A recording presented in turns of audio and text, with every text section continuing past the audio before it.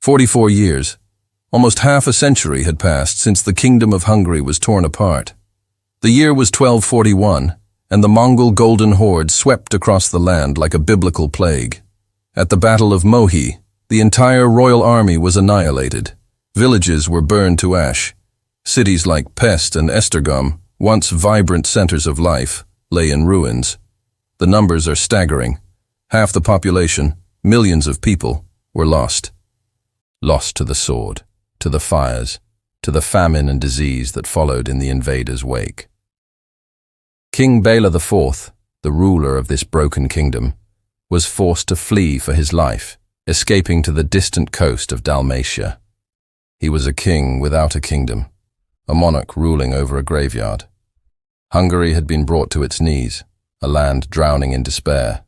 But in the darkest of nights, the brightest stars can be seen. From the smoldering ruins of his kingdom, King Béla forged a plan. It wasn't just a plan for rebuilding, it was a plan for rebirth. A plan that would forever change the face of Hungary and indeed the course of European history. He had learned a brutal lesson. The old ways of war were obsolete.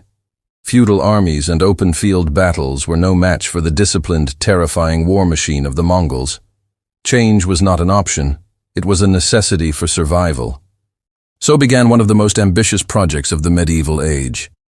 King Béla initiated a massive program of strategic reconstruction.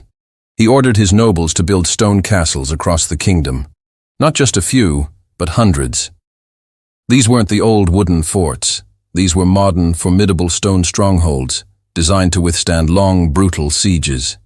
Fortresses like Visegrad, Diosgyőr, and Székesfehérvár rose from the ground, their stone walls a defiant symbol of a kingdom that refused to die. They would become the backbone of a new defensive strategy. But stone walls alone are not enough. The army itself was transformed. Béla professionalized his forces, centralizing recruitment and integrating different types of soldiers into a cohesive fighting force. He developed powerful heavy cavalry units, capable of delivering devastating charges.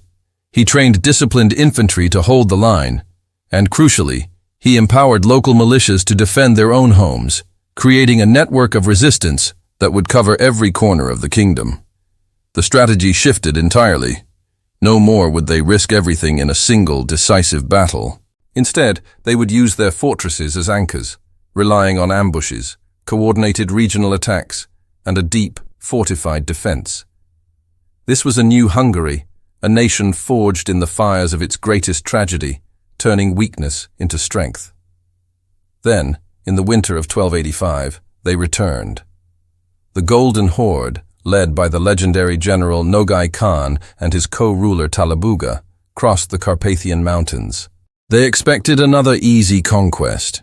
They remembered the Hungary of 1241, a kingdom that shattered at the first touch. They were confident that history would repeat itself. But the Hungary that awaited them was not the same.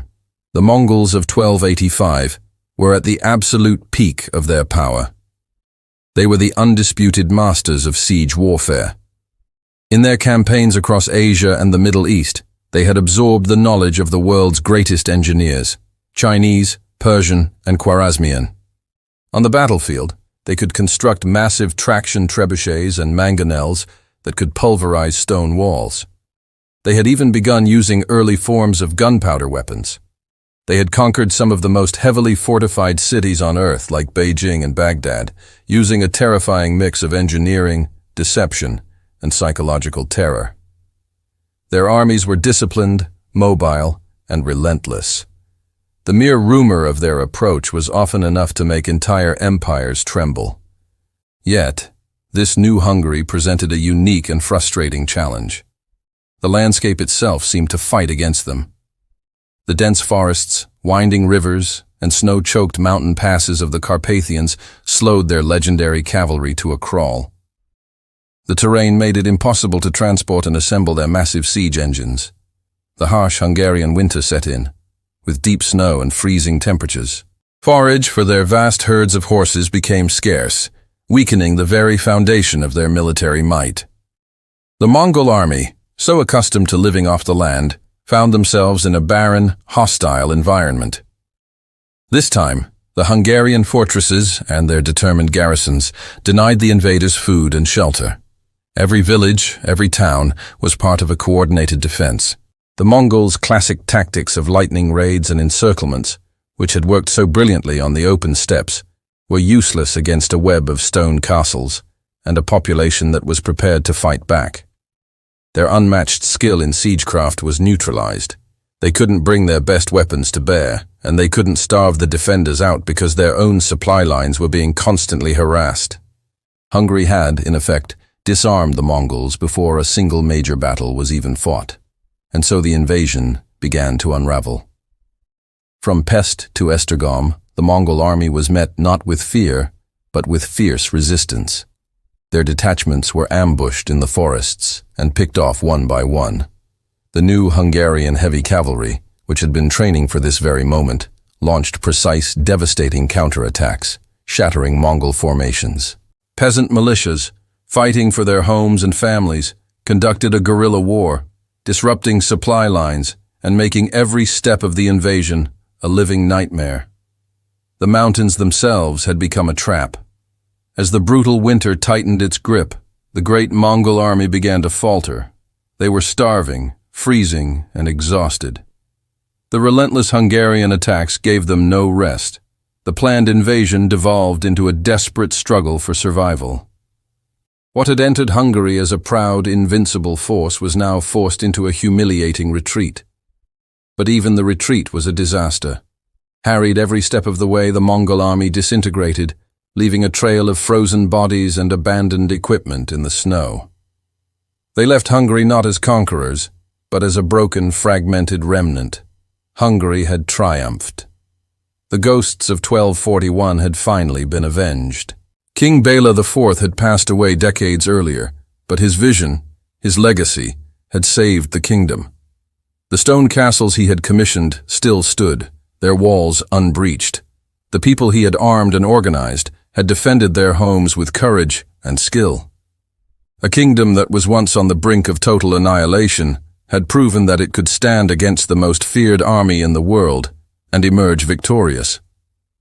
This was more than just a military victory. It was redemption. It was the culmination of a 44-year journey from ruin to resilience, from tragedy to triumph. Hungary had shown the world the power of adaptation, of foresight, and of a nation united in its will to survive. This was the day the Mongols met their match. The day a kingdom stood unbroken. The day history would remember Hungary not as a victim, but as the kingdom of stone. Thanks so much for watching. If you enjoyed this journey into history, don't forget to like, subscribe, and hit that notification bell so you won't miss our next story. See you in the next video.